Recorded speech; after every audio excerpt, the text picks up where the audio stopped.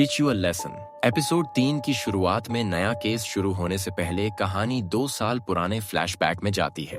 गयान और जिन एक दूसरे से बहुत प्यार करते थे और जल्द शादी करने वाले थे। गयान एक ईमानदार और बहादुर स्कूल टीचर थी। एक दिन जिन उसे लेने स्कूल आता है। गयान मुस्कुराकर पूछती है, क्या पूरी जिंदगी ऐसे ही मेरी रक्षा करोगे? जिन कहता है, बिल्कुल, यही मेरा काम है। तभी गयान कुछ लड़कों को स्कूल में स्मोकिंग करते देखती है। जिन उसे रोककर कहता है, आजकल के बच्चे बहुत खतरनाक हैं, इनसे दूर रहो। लेकिन गयान कहती है, अगर बड़े लोग बच्चों से डरने लगें तो दुनिया बर्बाद हो जाएगी। गयान उन बिगड़े लड़कों को सुधारने की कोशिश करती है। तभी सच्चाई पता चलती है कि 2 साल पहले जिस टीचर का मर्डर हुआ था, गयान ही थी। कोर्ट में वो नाबालिग लड़का मिलता है जिसने गयान को चाकू मारा था। वो बेशर्मी से कहता है, मैं मिस गयान से प्यार करता था। नाबालिग होने की वजह से उसे सिर्फ 2 से 4 साल की सजा मिलती है। ये फैसला सुनकर जिन पूरी तरह टूट जाता है और उसके अंदर सिर्फ बदले की आग बचती है। जेल से छूटे उस लड़के को जिन कार से कुचलने जा रहा होता है, तभी उसकी कार दूसरी कार से टकरा जाती है। उसमें से गयान के पिता मिस्टर चोई निकलते हैं। जिन गुस्से में होता है, लेकिन मिस्टर चोई उसे समझाते हैं। वो कहते हैं, जो हुआ उसमें तुम्हारी गलती नहीं थी। खुद को दोष देना बंद करो। अपनी ताकत बदले में नहीं, सही रास्ते के लिए इस्तेमाल करो। ज्ञान की बात याद रखो, अगर बड़े लोग बच्चों से डरेंगे तो दुनिया बर्बाद हो जाएगी। मिस्टर चोई कहते हैं कि वो जल्द शिक्षा मंत्री बनेंगे और सिस्टम बदलेंगे। फ्लैशबैक खत्म होता है और कहानी वर्तमान में लौटती है। जिन अगला केस लेकर मिस्टर चोई के पास पहुंचता है। केस सोयन गर्ल्स हाई स्कूल का है। वहां एक लड़की ने अपने टीचर पर छेड़छाड़ का आरोप लगाया था। बदनामी के डर से टीचर ने नौकरी छोड़ दी और डिप्रेशन में खुदकुशी कर ली। हैरानी की बात यह थी कि बिना सबूत सिर्फ लड़की की बात और सोशल मीडिया के दबाव पर टीचर को दोषी मान लिया गया। बोंग बताता है कि ये पूरा मामला सोशल मीडिया से फैला था। इसके पीछे हान यरी नाम की लड़की है जिसके 6 लाख से ज्यादा फॉलोअर्स हैं। अगले सीन में यरी क्लास में पढ़ाई छोड़कर लाइव स्ट्रीम कर रही होती है। तभी मैथ्स टीचर मिस जंग उसका फोन छीनकर लाइव बंद कर देती हैं। बदला लेने के लिए यरी एक वीडियो अपलोड करती है। वीडियो में मिस जंग एक लड़की के बालों से च्यूइंग गम निकाल रही थी, लेकिन यरी असली ऑडियो हटाकर एडिट कर देती है, जिससे लगता है कि मिस जंग उस लड़की को परेशान कर रही है। वीडियो वायरल हो जाता है। यरी के होमरूम टीचर मिस्टर कू को सच्चाई पता चल जाती है। वो यरी को बुलाकर पूछते हैं, ये वीडियो क्या है? यरी मासूम बनकर कहती है, सर मैंने तो बस रिकॉर्ड करके अपलोड किया था।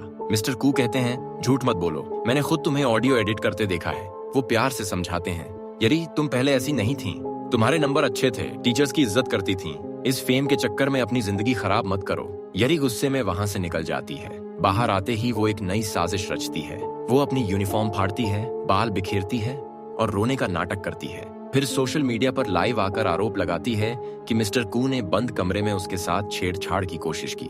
उसके 6 लाख फॉलोअर्स के कारण ये वीडियो आग की तरह फैल जाता है। वीडियो वायरल होते ही मिस्टर कू को हर तरफ से धमकियां मिलने लगती हैं। झूठे आरोपों से टूटकर वो अपनी जान दे देते हैं। अंतिम संस्कार में भी यरी के फॉलोअर्स हंगामा करते हैं। मिसेस जंग यरी से सच बोलने को कहती हैं, लेकिन यरी लाइव स्ट्रीम चालू करके खुद को पीड़ित दिखा देती है। इसके बाद मिसेस जंग भी ट्रोलिंग का शिकार बन जाती हैं। प्रिंसिपल स्कूल बचाने के लिए यरी के आगे झुक जाता है और उसे क्लास में लाइव स्ट्रीम की छूट दे देता है। मिस्टर कू की मौत के बाद मिसेस जुंग नई होमरूम टीचर बनती हैं, लेकिन कोई उनकी नहीं सुनता।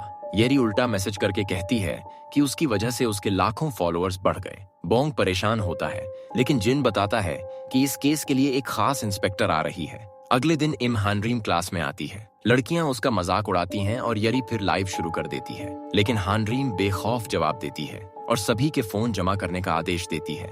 यरी मना करती है और प्रिंसिपल की परमिशन का रौब दिखाती है। तभी हानरीम उसे थप्पड़ मारकर उसका फोन तोड़ देती है। जब मिसेस जंग हैरान होती हैं तो हानरीम कहती है कि छात्रों ने शिक्षकों को खिलौना समझ लिया है और अब ये नहीं चलेगा। फिर वो अपना असली परिचय देती है, मैं ट्रेनी टीचर नहीं, ERPB की स्पेशल इंस्पेक्टर इम हानरिम हूँ। इसके बाद हानरिम पूरी क्लास पर जोर से चिल्लाती है। हानरिम गरजती है, सब फोन निकालो। सारे फोन जब्त। स्कूल ERPB के कंट्रोल में और हर जगह CCTV लग जाते हैं। जिन टीचर्स से सच बोलने को कहता है, लेकिन यरी के डर से सब चुप रहते हैं। जिन कहता है, अगर बड़े बच्चों से डरेंगे तो दुनिया बर्बाद हो जाएगी।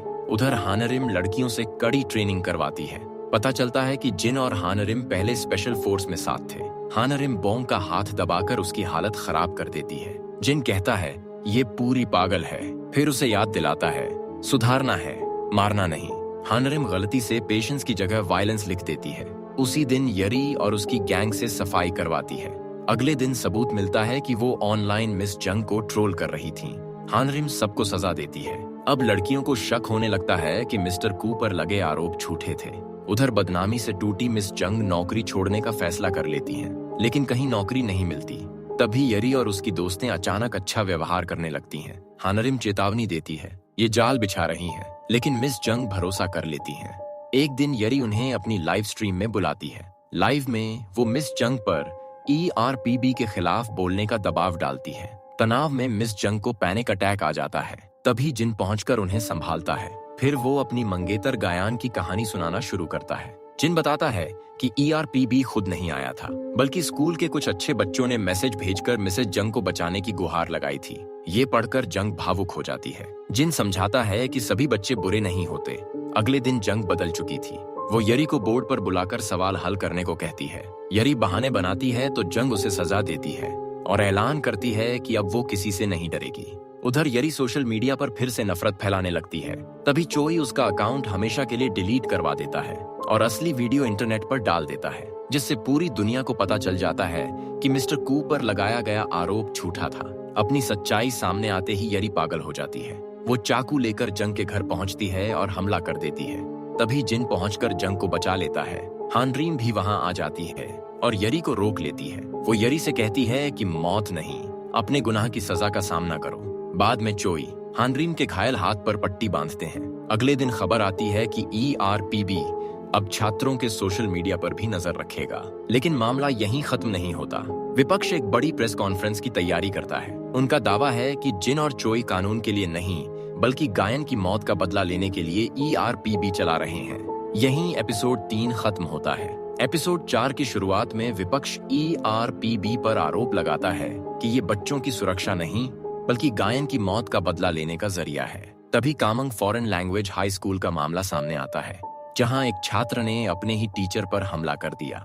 हानरिम, हवाजिन और बोंग जांच के लिए पहुंचते हैं। जिस टीचर पर हमला हुआ, चोन, पूरे देश में आदर्श शिक्षक माने जाते थे।